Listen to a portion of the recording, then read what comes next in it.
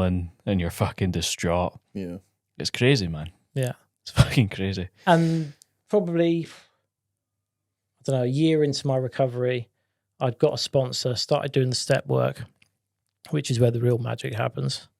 12-step program, started looking at my thoughts and my feelings and resentments and why I blame people and looking at my part in things. I was the happiest I've ever been in my life. I was on cloud 9. I had the least I've ever had in my life. I'd not a penny in the bank. Nothing really. But I was the happiest I'd ever been. And it was because I was proud of the person I was. I was proud of how I was behaving, how I was treating people, and starting to get connections back with family. My son's 15. He now lives with me full time, which is amazing. His mum's not done anything wrong, by the way. It just worked out. She followed me around with my career for ages. And then when my career got taken away, she had the opportunity to pursue her career further. And I said, yeah, do it. I can look after Rio. That's not a problem. So he lives with me. And I love the time I have with him. Before, I resented the time I had with him. I resented anything I had to do. I woke up and my life was A to B. A being now, B being when I can use drugs. Yeah. And it was like, what have I got to get done today before I can sit down and use? Yeah. Before I can have a spliff, have a drink, take the weight off. Race to the bottom. Have a line. So I never enjoyed anything I did during the day because it was bang, bang, bang, bang, bang, get this out of the way so I can go home. Now there is no B. B's bedtime. At 8 o'clock. At 8 o'clock. So I wake up and I enjoy everything that happens in the day. I take it in, I absorb it, I have conversations, I experience things because I'm present in that moment, not away in cuckoo land thinking about escaping everything. I liked how you mentioned about your stepdad taking you on when he was just a young man. And I think that especially as men, when we go through things, we get older and we're confronted with facing ourselves and we're looking back and realising that we would have done a lot of things differently, that we can look back in people, especially parents, and realise that when we're children, we look at our parents as omniscient. They know everything, you know. And then sometimes in adolescence, we resent that because we think they didn't show up, they didn't do this, they didn't do that. And I think it's only once we get that kind of mirror held up to ourselves and we get that time to reflect on what we done and what we could have done better, that we realise that our parents were just young people going through life for the first time as well. Yeah. You know, exactly. They just didn't know it was their first time round. Everybody only gets one chance. And I'm sure, like, looking back, he would do things differently as well. But yeah, but he's a farmer. He was up at the crack of dawn, hard labour all day, no days off, not for great money. He worked for his dad. And he'd come home after grafting all day long to me and my brother fighting over something or me being difficult, I'm sure. And he had a short fuse and it lashed out. And I'm not surprised. Like, I can be exactly the same. I snap at my boy sometimes just because I've not had a bit of food. I've not gone through a day's labour like he was going through, and that's my son as well. So I don't resent him for anything. That man's amazing. My mum is amazing. She's the most level-headed person that I've ever met. Any situation, she sees both sides of it. I can go to her about anything now. I couldn't in the past, but that's because I was so ashamed of the person I was and how I was behaving. I get that. They'll be, if they watch this, my mum will probably be crying, which I don't like the thought of because they have no idea really of what my life was like. It's deep and real though, man. And they'll always still love you no matter who you have been. It's just, you know, now you can look back and you're this man now. Exactly. I'm happy and proud of the person I am today. My life today is complete polar opposite to what it has been most of my life. My parents now live near me. They moved up to my area of the country to be closer to me and see more of my son. And I see more of them now. I enjoy the time I spend with them. And I'm not hiding the person I am or what I'm behaving. If they'd have moved up when I was in active addiction, I'd be like the end of my life. Because I think they could turn up on my doorstep any moment. Yeah. It's worse than the cops raiding your house. Yeah. Oh, Jesus. Like hiding stuff or house smelling of weed or me hungover.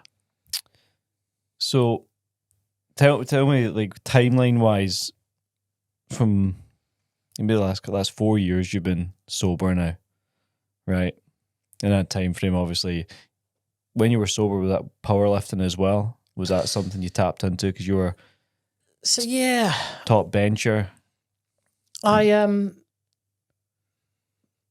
before when I was using, I thought, what do people do when they're not drinking and using drugs? Like, my whole life was centered around that. And I always said no to kind of doing anything and everything because it got in the way of me drinking and using.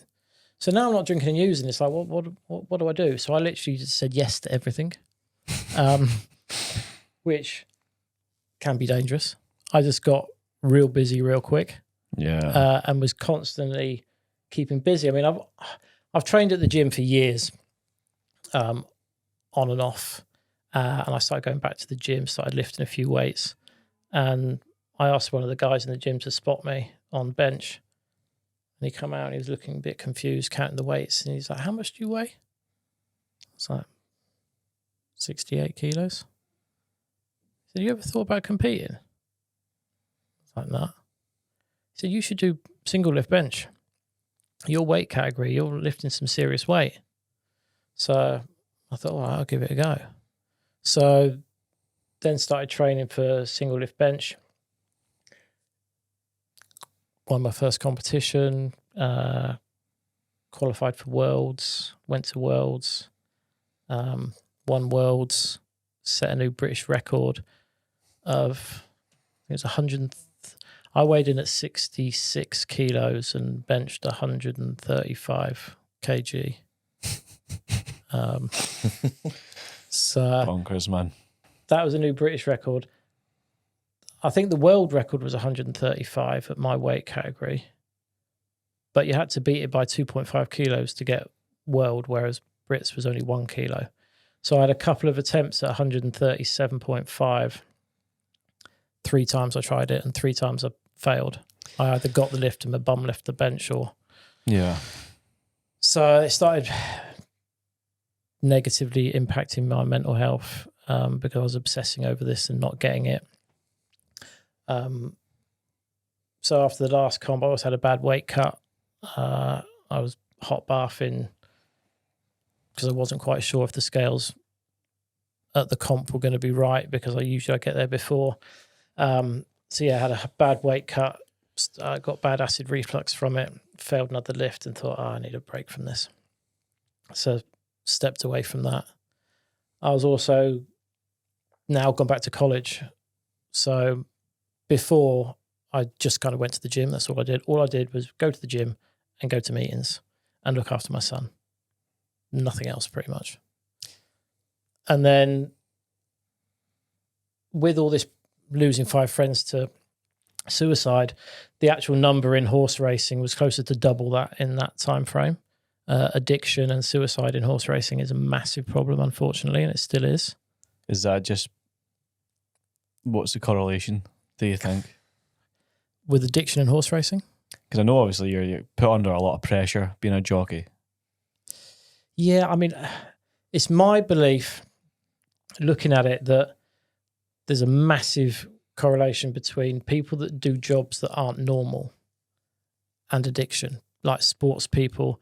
I got friends that are fighters, motorbike. Well, actually, the first friend that took his life used to race speedway. Fighters, racing car drivers, motorbike racers, whatever. Isn't it?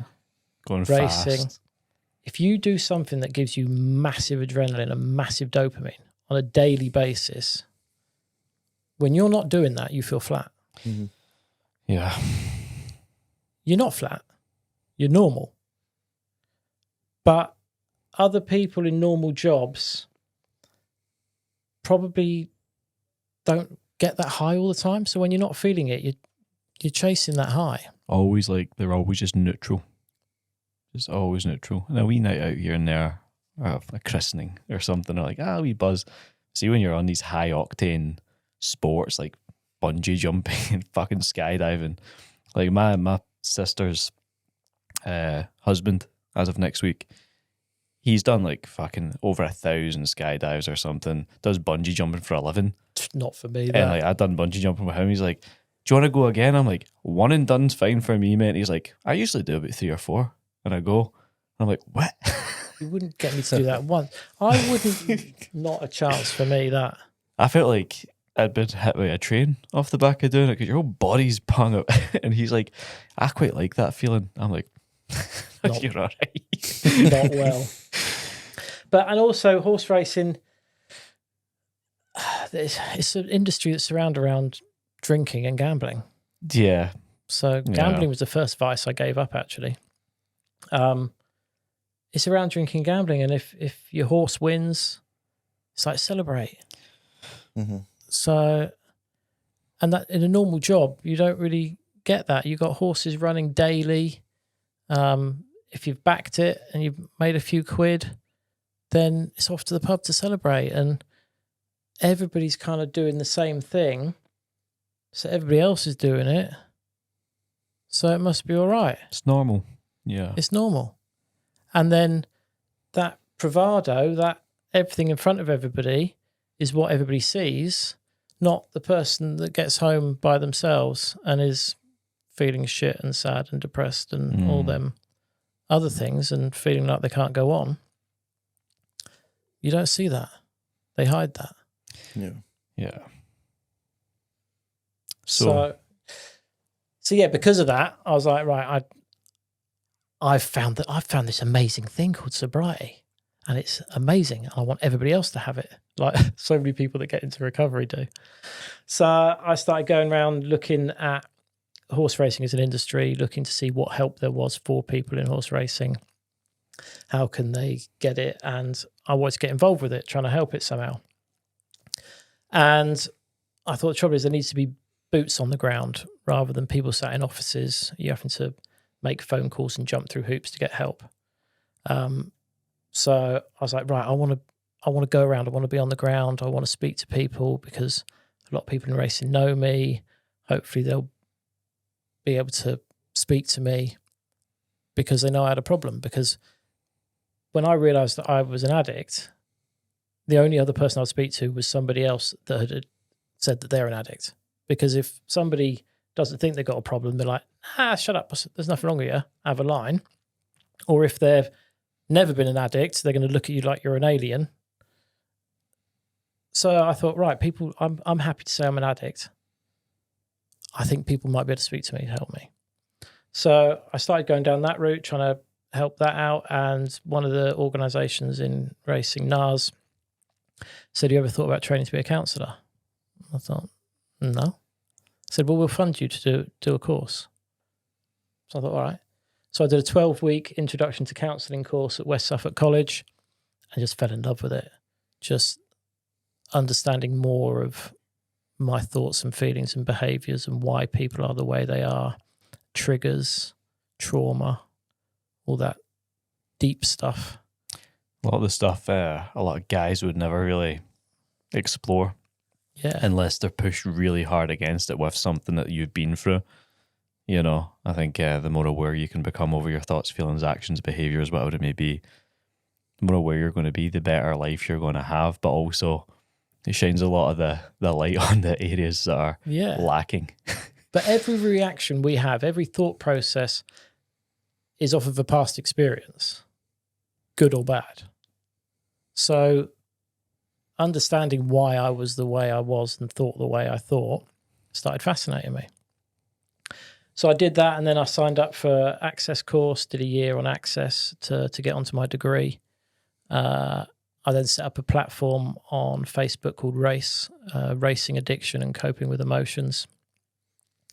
There's over 1,000 people on there in the racing industry where they get to see posts about various things, addiction, helping, speak to other people, get support from others anonymously if they choose, and meet me for a coffee or a dog walk or a chat or whatever. Incredible, mate. And I'll take them to meetings and just kind of be there for them and chat to them. So that was going well. I started my degree and I couldn't cope. Getting through the Access completely took everything I had from me. I started feeling worse than I've ever felt. I had countless trips to the doctors, blood tests, couldn't find anything wrong with me. And then I got diagnosed with ADHD, so ADHD and autism, which came to light more when I stopped using because cocaine had the opposite effect to me. I was self-medicating with weed, coke, and alcohol, which makes me feel a little bit better about it. I think, well, I was doing it for a reason. It was helping a little bit. So got diagnosed with that, and I had to take a break, had to take a step out. So came off of my degree course, took some time out and started trying to feel better, but was still feeling shit and didn't know why. I wasn't enjoying life quite like I had been for the first 2-3 years of my sobriety. Couldn't quite get to the bottom of it. I was just kind of bumbling along, really. And then a mate said, "Do you want to come to Bali?"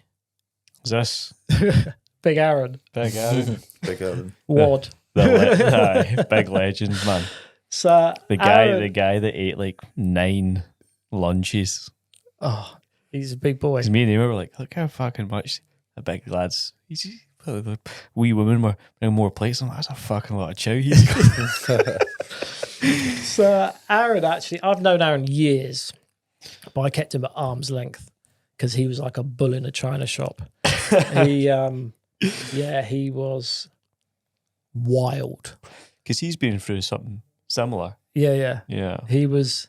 If you looked at him the wrong way or said the wrong thing, he'd just. I mean, he's a big guy. Massive. I don't want to be around. He'd just put you through a window. Seeing you and him together was like Robin Hood and Little John. Or twins, we've been called as well. I'm not sure how I feel about being. Danny DeVito was a bit of a shit couple. But I call him Reacher. Yeah. Because Jack Reacher. But yeah, he came into recovery a little while. He's over a year now. And changed my opinion of him. He wasn't the dickhead that I thought he was. He was wrapped up in the madness and like so many people are. So we got closer in the rooms in recovery, and he'd been to Bali in the summer, and he said to me, "Hey, I'm going to Bali, do you want to come?" And I was financially in a position to go. I was like, I don't know if I can. I've got my son, I've got the dogs. I'll ask a few questions. So it just so happened my son was only at school for a week because it was just after the Christmas holidays. My parents now lived up here and they were happy to have him. My mate said, "I'm all right, I could look after the dogs." So I said, "Yeah, right. We'll go." And jumped on a plane and went to Bali thinking this could be amazing or this could be awful because I like heroin in small doses, but can I stay with him for 2-3 weeks? We'll see. But best trip of my life. Yeah. Like I say, I'm always on the outside looking in. Holidays. I've always struggled with holidays. I like the idea of a holiday, but I get there and I just feel like a fish in another pond. Yeah. Mm-hmm. Yeah. And I'm like, the ADHD, autism, I'm like, I like to know where I'm at and organised and all this kind of stuff. As soon as I landed in Bali, it was like a feeling I've never felt anywhere else. has that effect on people. Just calmed me, soothed me. I didn't really know why. But yeah, we landed there. Literally, we went Singapore first, spent 24 hours in Singapore, then went on to Bali. Took 5 hours to get from the airport to the apartment because It's fucked. if you haven't seen Bali traffic, it's like It's a whole new absolutely world. Mental. Woke up in the morning. I was like, "Come on, we'll go get a coffee." So walked out of the apartment, left or right. We'll go right. Walked right just to find a coffee shop. Didn't know where we were going. Oh, that place looks all right. Sat down, ordered a coffee, and then I see a guy and a girl get off a scooter, sit down on the table next to us, and didn't take much notice of it, really. It was just kind of taking in the scenes. And then one of the most incredible sandwiches I've ever seen in my life got put down on this table. And food, That was the new vice. since putting down drugs and alcohol, food became my instant gratification. Happy, eat. Sad, eat. Not really sure how I'm feeling, a little bit bored, eat. Takeaways, chocolate, cookies. And that's why I was feeling shit. I didn't really know it at the time. But I'd always looked quite good. I'd been lean, I'd had an active life, and I could get away with eating a lot of that stuff then because I was so active and busy. But anyway, yeah, this sandwich come down, and I think I made a comment about the sandwich, didn't I? You did. It was funny though, because like I saw obviously yourself and Aaron, me and you were sitting down. We were kind of talking amongst ourselves, like, what are they getting? What are they getting? And you just, that looks like, we were talking about the sandwich. You were like, that looks like a great sandwich. And then we just hit it off in a conversation and just started going into a bit of depth about a few wee bits and bobs. I think you had a vape and I had a vape as well. Yeah. We're talking about like, it's like we have this vice sometimes because in the past, and we just went and had a great conversation, me, you, and Aaron and Amy, and yeah, added each other on social media and whatnot. And fast forward, 15 weeks? Here we are. Here we fucking are. Well, I mean, yeah, me and Aaron both trained in the gym and done a few bits and was chatting to you. And then I think before I left the cafe, I asked for your socials. Yeah. And just kind of added you. More for the kind of tips of where to go, and because we wanted to know what gym we could go to and where to get food and stuff. Yeah. And then I started having a little bit of a flick through your Insta and looking a bit more into what you do and seeing your physique and your mindset. And I was thinking, I want a bit of this. I might give it a go. And then as the trip went on, taking photos and doing whatever, I didn't realise how bad I looked.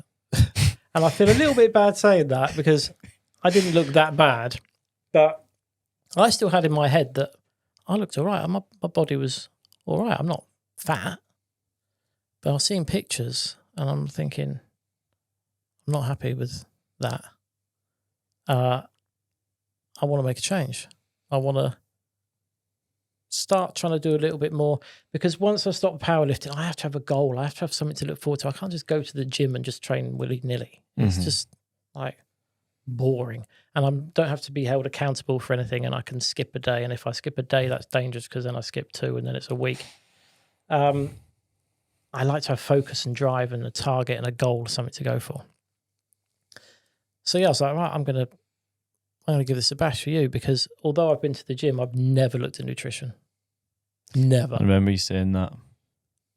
Smash the protein into me, but that's about as looking at my nutrition as far as I go.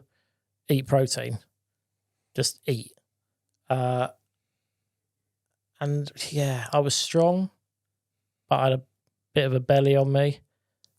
And yeah, I thought, let's just give this a go. Because you came right into it. I remember doing a post about like a call to action, saying we're going to be running like a photo shoot and stuff, and I think you sent me that post, and it's like, let's fucking go for it then. So you didn't just you weren't like pussyfooting around with it. You were just like, let's fucking go. I'm an addict, mate. Let's run it in. And I honestly believe, see, addicts, you guys are the fucking hardest workers. Yeah. Because you get addicted. Mark's addicted to training. I'm addicted to training. I fucking anything that will move me forward, addicted to it. I'm obsessive, man. It's 110% or nothing. All consumed, and see, when you've got that, a lot of people never understand that, and that's fine, but if you've got that and you know how to use it, it can be your best friend. Yeah. It can get you to places you never fucking been, negative or positive. I always say I'm a firm believer. If you're an addict, you are an addict. Everyone's an addict to something. Yeah. And if the only true recovery from drug, alcohol is going to be being addicted to something else. Yeah. That kind of way of being isn't going to go away. You're not going to just suddenly just be 95 and just like Joe Blogs. Yeah. And that you have to focus on something, and you just have to make it something that's healthy, something that works. Because, but like you say, that it's about kind of making the demons work for you. Yeah. Because me without focus or bored is fucking dangerous. If I'm left to my own devices with nothing to do, that's when shit goes wrong. Yeah. What was it to say? Idle hands make work of the devil. Yeah. Yeah. Yeah. Yeah. But since being on the program, on the project and whatnot, tell us a wee bit about it. How you found it all? Full experience. Give us product review. You know what? It has been better and worse than I ever imagined. Yeah, I went into it thinking I just want to trim down a little bit, and just have a little bit more guidance and focus and whatever, not just bumbling along, not really 100% knowing where I'm going or what I'm doing. And just went through it, and it started off great. I had a nice new little training program and knew what I was doing, and started watching what I was eating and tracking my macros, and then started realizing, Jesus Christ, how much was I eating before? I'd eat my daily macros in half an hour before. Easy done. I'd stop at the garage, get whatever, then buy a packet of cookies, and then it was 2 for 1, so 2 packets of cookies, and eat 1 packet in the car driving home and the other packet when I got home. I looked to see how much calories are in them M&S triple chocolate. They're 400 a go, eh? Right, per cookie. Well, I was eating 2 packets in half hour, less. So started realising what I was doing, and just changed all my. I have to train in the morning. I can't train in the evening. Just can't do it. I have to train in the morning. It's one of the big things we try to get our guys to do is AM alignment through the journaling, the tracking, the pre-planning, waking up early, read, reflect, and train, get all your personal development done within that early hour of the day before life pulls you. Yeah. Once that's in, man, it's but you don't realise what that does for you until you do it. Yeah. Yeah. People are I don't have the time. Trust me, make the time for this, prioritise this, and you're going to be fucking electric the rest of the day. It's the whole, everyone says, make your bed when you get up. Yep. Because it's the best way to start the day. It's that on steroids. Yeah. Yeah. I've always got up and made my bed, but the trouble was sometimes it was 9:30 in the morning. Yeah. And the world's already ahead of you then. Bumbling downstairs thinking, what am I going to do? We Rio's fucking needing you. Yeah. Or thinking, I've got this job to do, but I can't really be asked to do it. Maybe I'll do it later. I'll just watch a bit of TV for a bit. So now, getting up, going downstairs, having a coffee, hydrating, having my electrolytes, sitting down, mapping what I was going to do for the day. I journal every morning when I wake up. I read my Just for Today book from Narcotics Anonymous, and then heading off to the gym, knowing what I'm eating and when I'm eating for that day, that week. And that was just, I didn't even realize what it was doing to start off with.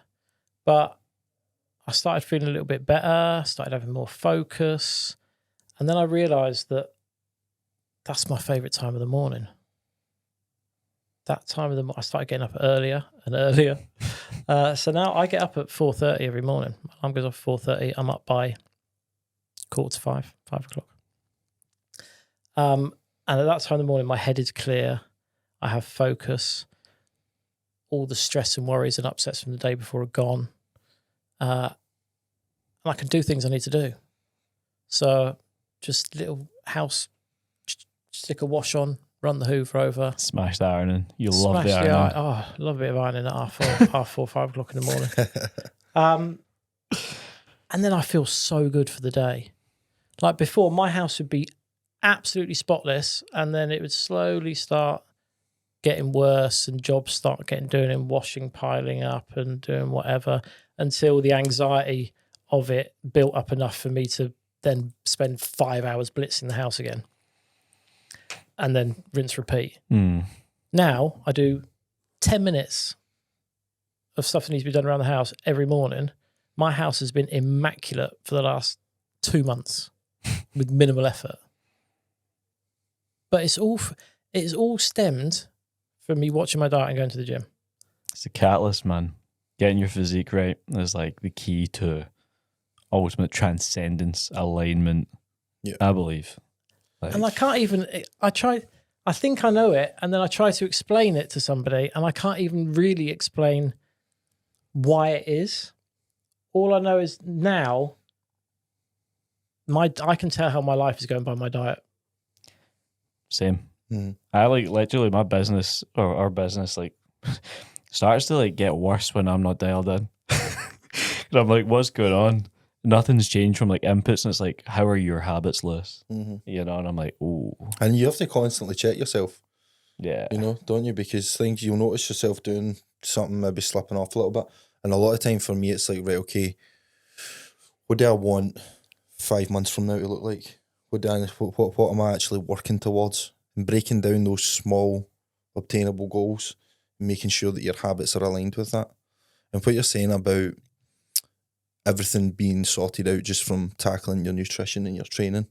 I talk to people all the time, busy work life, busy family life, and the kids are seen to, business is seen to, but they feel all over the place. And I'm like, it's because if it's, people look at it sometimes, especially from being busy with family life and maybe, being busy with work, they think that taking time to go to the gym or taking the time for themselves to prepare their own food is somehow selfish, because they're like, I can't think of this before this is done, because this needs done. I can't be thinking about what I need. But it's like, if you're not a strong, immovable pillar, then no guidelines can come off of you. The things that you have to support start giving way because you're not focused and settled in what it is that you're not clear on what it is that you need to do. And very quickly, once you are operating at a higher level in terms of your nutrition, your training, you feel better, you look better. And it's not, I always tell people, it's not about what other people think. It's about how you feel you present yourself to the world, And then once that's sorted out, everything else improves. It bleeds into every aspect of your life. Well, through getting into recovery, I'm still been so guilty of trying to fix inside with external things, outside things, shopping, buying, having this. And since started doing my step work, I grew massively from doing that. But it's kind of like not stop working, but I took a little bit of a break from step work because of college stuff and that. But this is what's amplified it again for me. It's fixing myself from in here. It's not even what I look like, it's what I feel. Yeah. Big time. And it's coming from just getting done. Because I'm not going to lie, I'd have quit. The amount of times I thought, I want to get some abs, I'm going to watch what I'm eating. It would last a few days or till the weekend or till I saw a nice bit of cake.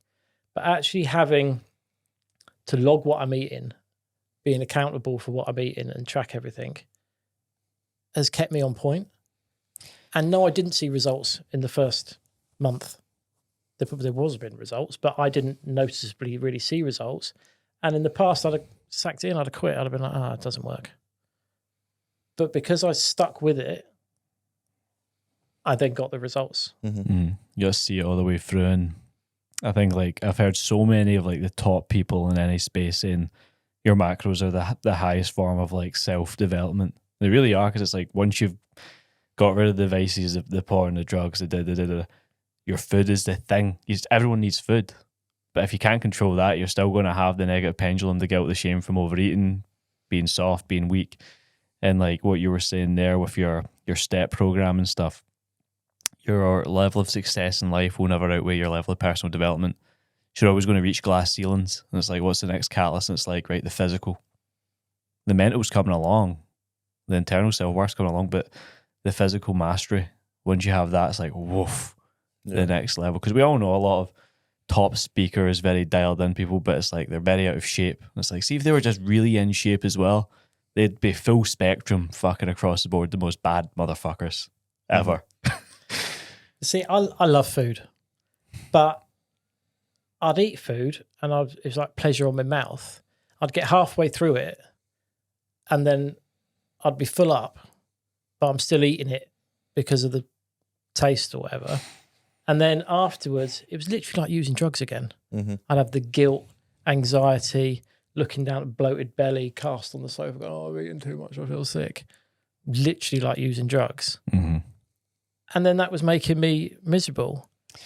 Getting dialed in on this diet, first couple of weeks, I was like, oh, this is a little bit boring. Until I managed to figure out exactly what I can eat, what I like, what I enjoy. And now I enjoy eating more than I ever enjoyed it before. But it's not just a pleasure on my mouth, it's fuel. I know everything I'm eating is for a purpose. It's doing me good. And it's just like feel the goodness when I'm eating it. Yeah, get like an instant ROI, especially see when you're like, saw this study, it was like Human Lab that done it. It was really interesting. It was like really, you got one really fit, healthy person and one really like out of shape, unhealthy person, and they both have a donut to eat. The guy who's out of shape that knows the donut is adding to his out of shapeness will like emulsify and like partition the donut as just like really badly like fat, and it would just it's almost going to impact him worse. The really healthy guy, right? This like, let's say you shredded in that at the moment, going into a photo shoot. If you have a donut tomorrow and you're like, I've been dieting down for X amount of weeks, I'm shredded, I'm going to eat this donut, I'm going to get a sick pump. Your body partitions it better because it's like, I don't know, your brain-body connection, you receive the food. It's like, see when you do like a bodybuilding show, and then you implement like, insert a random fucking sugary, you have like a cinnamon bun. Yeah. And you're like, fuck. Yeah. But see, that's the thing, like donuts, takeaways, all these kind of things, they're there for a reason. It's you know, because food is not just fuel. You know, I tell people that it's like you should primarily look at food like that, like food, nourishment, etc. Yes, you're still going to be eating like nourishing food that you enjoy, but if you're having a donut or whatever, that's the other end of food, because food's also pleasure, it's culture, it's family, it's, you know, it's a massive sort of part of just being human, just the human experience.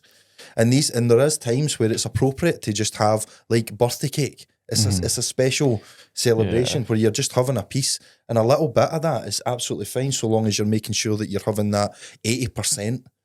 And I'm going to enjoy that donut so much more as well, because I'm going to take my time eating that donut. You say you take your time. First bite, you'll be adding. But before I just inhale the donut, because I think I'll just have another one. Yeah. So I've got 5 here. But like they're going to get fucking smoked. Like the odd occasion I've had something nice. It's just been like, take my time over eating this. But this is nice. Why do you think you experience it then? Yeah. Yeah. Why do you think on a Western calendar it's like, right, okay, birthdays, Christmases, Easters, all these things, it's like they're there for like almost like you should eat normal in the in-between times and then have your wee fucking Easter egg and then not fucking eat a kilo of chocolate for maybe another couple of months. Yeah. When people are just like every fucking day for them. Yeah, like these foods are there to be enjoyed when it's appropriate. Fucking cheat day every day. But like growing up, I mean, I didn't have fizzy drinks until fizzy drink was a rare treat. Oh yeah, we had takeaway probably once every 3 months. We might have a Chinese. I was the same. It was like, oh my god, we're getting a takeaway menu out on the table, and everyone's like fucking doorbell goes, you're like, Yeah. what the fuck? Mum's like, get the place, get the fucking knives. Yeah. But It was like a big deal. I grew up, the rule was as long as you live under our roof, you abide by our rules, which I'll never say to my son because, like we heard, I left home at 16. Yeah. But that didn't just apply to the drink and drugs. Food. I can have a takeaway whenever I want. Yeah. I can have fizzy drinks whenever I want. And there's a fine line between, because I didn't have it at all as a kid, and a lot of my mates were eating whatever and cakes and fizzy drinks every day. I was jealous. I wanted that. Yeah. I went all in on it. But yeah, now it's just... Yeah. Oh, we'll wrap this up soon so Ray Boy can come on next. But if you could say one thing to yourself from where you were at the start, I want to get an insight to what that would be. And then before you started the program, what would that be? It has flipped my life 180 again. I didn't think I could have as much growth in my life since getting clean and sober. I thought that was the biggest change in my life until doing this. And this is on par with getting clean and sober. But what it's done for my mindset, my focus, how I feel about myself. And it's not the external. Yeah, it's nice to look better, but it's not about the external. It's about what it's done for me, feeling inside, the focus, the clarity. I could just... Procrastination is gone. Like, I was the king of procrastination with absolutely anything and everything. And now I just get up and do stuff. But it's all... Watch your diet. Watch what you're eating. And the rest has kind of done itself from there, really. I love that, man. And then if you could say one thing to younger Sam for all the shenanigans. Oh, Jesus. The younger Sam. I don't know what I'd say with him. He,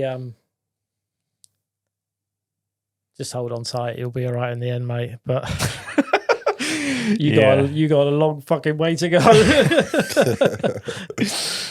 No, I love it, mate.